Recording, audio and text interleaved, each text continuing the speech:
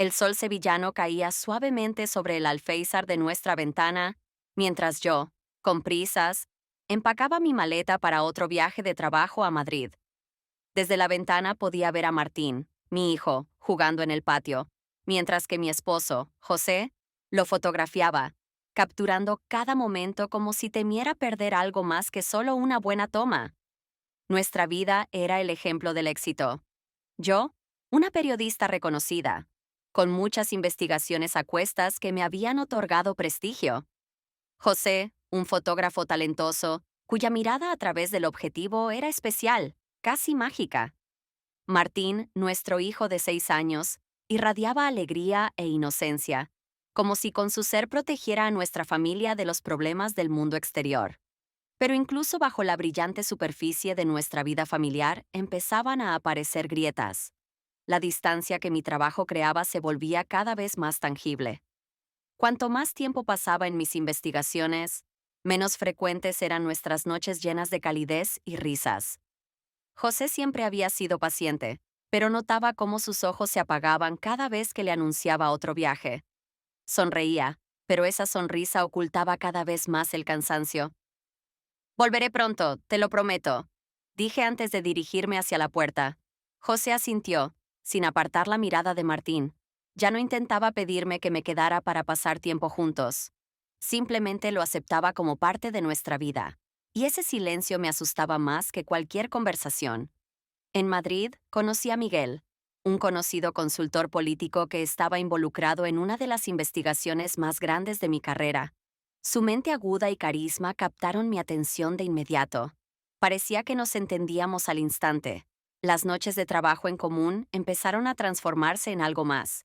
Me sorprendí a mí misma esperando con ansias nuestros encuentros. La comunicación con él era emocionante, nueva, inusual. Y aunque sabía que esto era peligroso, mis sentimientos por él se volvían cada vez más fuertes. Un día, mientras estábamos sentados en un café después de una jornada agotadora, sentí que la mirada de Miguel se detuvo en mí más de lo necesario. En ese momento, todo cambió. Me di cuenta de que estaba al borde de una línea que no debía cruzar. Sin embargo, decidí fingir que nada había pasado. Después de todo, al regresar a Sevilla, era parte de una familia que me necesitaba. Pero cada vez que veía a José y a Martín, algo dentro de mí disminuía. Los viajes a Madrid siempre traían consigo una sensación de dualidad interna. Cada nuevo encuentro con Miguel era algo emocionante, lleno de adrenalina. Nos sumergíamos en las investigaciones, hablábamos sobre intrigas políticas, y su presencia me hacía sentir especial. Nuestras conversaciones estaban llenas de energía, una energía que hacía tiempo había desaparecido en mi matrimonio. Y aunque intentaba contener mis sentimientos, no podía dejar de notar cómo estos crecían lentamente. A veces pensaba en José, en nuestra familia, pero era como una tristeza profunda que había aprendido a ignorar.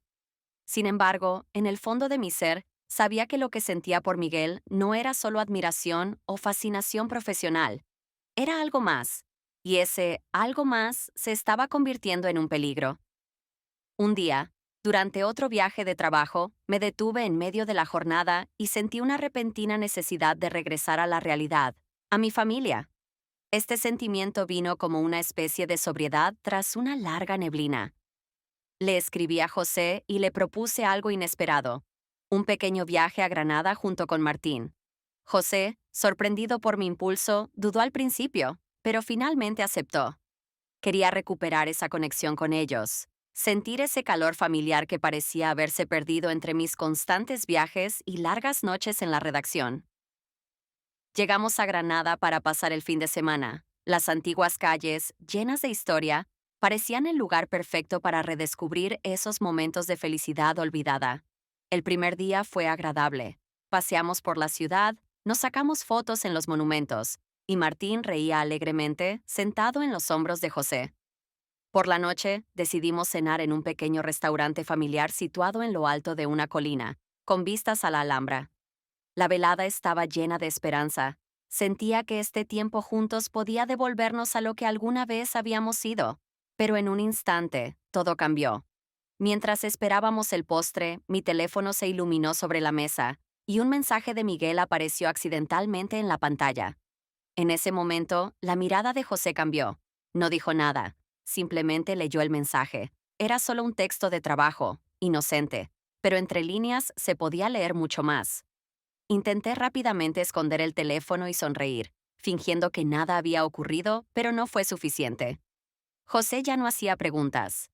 Guardó silencio el resto de la cena, y yo sentí cómo el aire se volvía denso y pesado. Ese silencio decía más que 1000 palabras. De vuelta en el hotel, intenté hablar de cosas triviales, distraerme de la sensación de culpa. Pero José no me escuchaba. Se fue al baño, cerró la puerta y escuché cómo el agua llenaba el lavabo.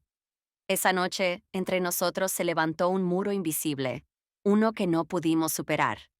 Desde aquella noche en Granada, algo intangible pero importante desapareció entre José y yo. Ya no hablaba abiertamente de sus sospechas, pero su silencio era imposible de ignorar. Las palabras que antes nos traían comprensión y apoyo ahora flotaban en el aire como sombras incómodas que nos seguían a todas partes. José se volvió más distante. Noté cómo se refugiaba cada vez más en su trabajo. Sus sesiones de fotos se hacían más largas y sus regresos a casa más espaciados. Martín a menudo se quedaba con él, lo cual, en cierto modo, era una gran oportunidad para que José pasara más tiempo con nuestro hijo. Pero cada vez que yo volvía a casa y encontraba la casa vacía, un sentimiento de inquietud crecía dentro de mí. Un día, mientras estaba en otro viaje a Madrid para continuar la investigación con Miguel, recibí una llamada inesperada de José. En su voz noté algo diferente. No era enojo ni tristeza, sino una fría determinación. Martín está teniendo problemas en la escuela, dijo. Era un hecho simple, pero sentí que tras esas palabras se ocultaba algo más que simples dificultades escolares. Inmediatamente cancelé todos mis planes y volví a Sevilla, dejando el trabajo y a Miguel atrás. Mi corazón latía más rápido de lo habitual, aunque no estaba segura de si era por preocupación por mi hijo o por el miedo a lo que me esperaba en casa. Cuando llegué, Martín estaba dibujando tranquilamente en su escritorio en la sala. Estaba alegre. En absoluto, parecía un niño que estuviera pasando por un momento difícil. Me acerqué a él con cuidado y le pregunté sobre la escuela. Él se quedó pensativo por un momento y luego sonrió. Mamá, todo está bien. Solo te echaba de menos. Esas palabras, tan simples y sinceras, atravesaron la armadura que había construido a mi alrededor. Comprendí que mi ausencia constante había sido evidente incluso para mi pequeño hijo. Pero lo que más me impactó fue darme cuenta de que sus problemas en la escuela habían sido solo un pretexto para que yo regresara. Fue una trampa que José había creado para comprobar qué era lo más importante para mí, la familia o el trabajo. Después de ese incidente, José empezó a pasar más tiempo a solas con Martín. Se iban juntos a sesiones de fotos, montaban en bicicleta, visitaban museos. Me alegraba de que mi hijo y su padre tuvieran una relación tan cercana, pero al mismo tiempo sentía que, poco a poco, me estaban excluyendo de sus vidas. Cada día la tensión crecía.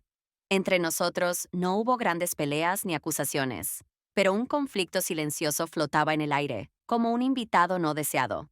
Vivíamos en el mismo apartamento, pero éramos como extraños. José evitaba hablar de lo que había pasado en Granada, pero sus acciones hablaban más fuerte que cualquier palabra. Ya no era el hombre que pacientemente esperaba mi regreso de cada viaje. Todo empezó a cambiar cuando una vez más partí hacia Madrid. Sentí que era mi oportunidad para concentrarme en mi trabajo y olvidar los problemas familiares. Pero dentro de mí, crecía la sensación de que este viaje marcaría un punto de inflexión, y que el regreso a casa ya no sería como antes. Madrid, en esa ocasión, parecía un lugar completamente diferente. A pesar de haber llegado para trabajar, dentro de mí no había paz. Cada llamada de José venía acompañada de una sensación de pesadez, aunque nuestras conversaciones eran breves y neutrales. Podía ver cómo Miguel me observaba, pero su atención ya no me traía la misma euforia que antes. Todo había cambiado. Mis pensamientos no dejaban de girar en torno a José y Martín, y la ansiedad sobre nuestra relación me consumía por dentro. Una noche, cuando nuestro trabajo con Miguel estaba a punto de terminar, recibí una llamada inesperada de José. Me pidió que nos viéramos a cenar al día siguiente, cuando regresara a casa. Era algo inusual. Hacía mucho tiempo que no pasábamos una velada juntos. En su voz no había señales de enojo ni reproches, solo una calma fría y decidida que me hizo sentir un miedo interno. Algo importante estaba a punto de suceder. Al día siguiente, volví a Sevilla. Mi corazón latía más rápido de lo normal cuando entré en nuestra casa. José me recibió en la puerta y, mirándome directamente a los ojos, me invitó a un restaurante cercano, donde solíamos celebrar nuestros pequeños triunfos familiares. En la mesa reinaba una tensión palpable. Él, como siempre, se veía tranquilo, pero había algo distinto en sus ojos. Ya no había amor, ni cansancio, sino algo más profundo. Intenté iniciar una conversación informal sobre Martín, sobre sus dibujos, pero José escuchaba sin mostrar emoción alguna. Cuando trajeron el plato principal, José finalmente habló. Paula, sé lo de Miguel. Esas palabras, pronunciadas en un tono bajo y preciso, me golpearon más fuerte que cualquier grito. Traté de respirar de manera regular, pero sentí cómo el aire a mi alrededor se volvía denso y difícil de inhalar. ¿Qué quieres decir? Pregunté, intentando mantener la calma, aunque por dentro todo ardía. José sacó su teléfono con cuidado y me mostró unas fotos. Eran imágenes tomadas durante mi último viaje a Madrid. En ellas estaba sentada en un café con Miguel. Solo estábamos conversando después del trabajo, pero en esas fotos había algo más. Él había captado el momento en que Miguel se inclinaba un poco más cerca de mí, y yo le sonreía, y todo esto parecía demasiado íntimo. Esa sonrisa, esa inclinación, parecían poner fin a la historia que yo había intentado ocultar. Te estuve siguiendo, dijo José, sin apartar la mirada de mí. En su voz no había enojo, solo firmeza. Ya no podía confiar en tu palabra, así que decidí descubrir la verdad por mí mismo. Las palabras se quedaron atascadas en mi garganta. No sabía cómo explicar lo que había sucedido entre Miguel y yo sin cruzar la línea. Sí, éramos cercanos en un nivel emocional, y sabía que eso ya constituía una traición. Pero físicamente no había pasado nada. Sentí que esto podía ser una justificación, pero para José esas fronteras ya no importaban. No pasó nada entre nosotros, dije en voz baja, intentando sonar convincente. Solo es trabajo, ¿lo entiendes? No hice nada. Pero José no me creyó. Lo vi en sus ojos. Él ya había tomado una decisión, y era definitiva. Ya no puedo seguir viviendo así, dijo finalmente, con una determinación tranquila en su voz. He solicitado el divorcio, Paula, y me llevaré a Martín conmigo a Córdoba. Mi corazón se desplomó. Esas palabras me cortaron como una navaja. Él había estado planeando esto con anticipación. Su fría certeza no me dejaba ninguna opción. ¿De verdad piensas llevarte a Martín? Pregunté, sintiendo cómo mi voz se quebraba en un susurro. No puedo seguir viviendo en esta incertidumbre constante, respondió con calma, sin levantar la mirada. No quiero que nuestro hijo crezca en una familia donde sus padres no confían el uno en el otro. Es doloroso, Paula, pero esto es lo mejor para todos nosotros. Mis manos temblaban. Sabía que en ese momento había perdido más que solo a José.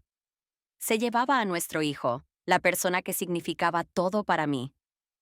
Me imaginaba a Martín viviendo en Córdoba, en la casa de los padres de José, en un mundo completamente diferente, en el que yo ya no estaría cerca.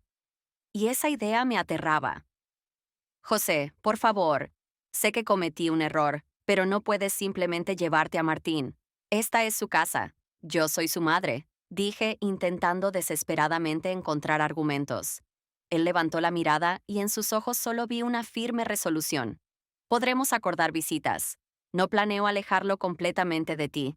Pero creo que ahora es mejor que esté conmigo. No puedo dejarlo en una situación donde tú no estás presente, donde no estamos juntos. Siempre estás de viaje y ya no se puede seguir así. Esas palabras me golpearon hasta lo más profundo. Siempre había pensado que mi carrera era una forma de asegurar la estabilidad y las oportunidades para nuestra familia. Pero José lo veía de otra manera. Mis constantes ausencias se habían convertido en muros que me habían separado de lo que realmente era importante, de mi familia. Esa noche salí del restaurante con la sensación de que la vida, tal como la conocía, había cambiado por completo. José se llevó a Martín al día siguiente y se marcharon a Córdoba. Me quedé sola en nuestro apartamento en Sevilla. El silencio que siguió a su partida fue insoportable.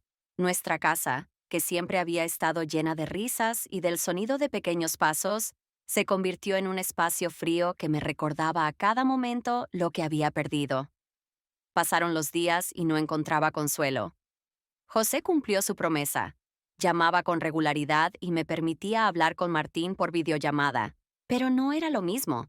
Sentía como la distancia entre nosotros crecía. Martín, aunque sonreía en la pantalla, parecía más distante. Se estaba acostumbrando a su nueva vida, a un nuevo ritmo, y en esa vida mi presencia era cada vez menor. Semanas después, recibí un mensaje de Miguel. Sabía sobre el divorcio y me ofreció encontrarnos. En su mensaje estaban todas las palabras que en algún momento había querido escuchar. Apoyo, esperanza de algo nuevo, de un futuro juntos. Pero cuando leí esas líneas, no sentí ni alegría ni alivio, solo vacío. De repente, me di cuenta de que no podía simplemente trasladar mis problemas a otra persona. Comprendí que mi vida había perdido el equilibrio no por culpa de José ni de Miguel, sino por mí misma. Le respondí con un breve, no, gracias. Esa fue mi decisión, no porque no valorara a Miguel o su apoyo, sino porque entendí que, antes de empezar una nueva vida, necesitaba reencontrarme a mí misma. El tiempo después de la partida de José y Martín se convirtió en una sucesión de días largos y silenciosos. Al principio, el silencio en nuestro apartamento era insoportable, pero con el tiempo se transformó en un espacio para la reflexión. Mi carrera continuaba, pero por primera vez empecé a prestarle atención a mí misma. Me di cuenta de que huir de los problemas no era la solución. Comencé a ir a terapia, y cada sesión me revelaba nuevos aspectos de mi vida que antes no había notado. El trabajo ya no era una vía de escape, sino una forma de expresión. Empecé a escribir artículos donde exploraba mis propios sentimientos y experiencias. Resultó que muchas personas habían pasado por crisis similares, y mis textos resonaron con ellos. Esto se convirtió en una especie de terapia para mí. Unos meses después del divorcio, me encontré con José en una exposición de arte. Estaba con otra mujer, y aunque al principio eso me hirió, pronto comprendí que me sentía más tranquila de lo que esperaba. Hablamos sin rencores ni acusaciones. Me contó que Martín se había adaptado bien a la vida en Córdoba y que estaba feliz con sus abuelos. Acordamos que yo lo vería con más frecuencia en Sevilla. Mi vida empezó a encontrar un nuevo ritmo. Aprendí a equilibrar mi trabajo con mi vida personal, volviéndome más presente para Martín. Empezamos a viajar juntos en mis proyectos, y ese tiempo con él se volvió inestimable para mí. Martín crecía curioso y feliz, y yo disfrutaba de cada momento que pasaba a su lado. La lección más importante que aprendí de toda esta situación fue sobre la importancia de la armonía entre uno mismo y su vida. Mi camino no fue fácil, pero me ayudó a entender que cada crisis es una oportunidad para crecer y para empezar de nuevo.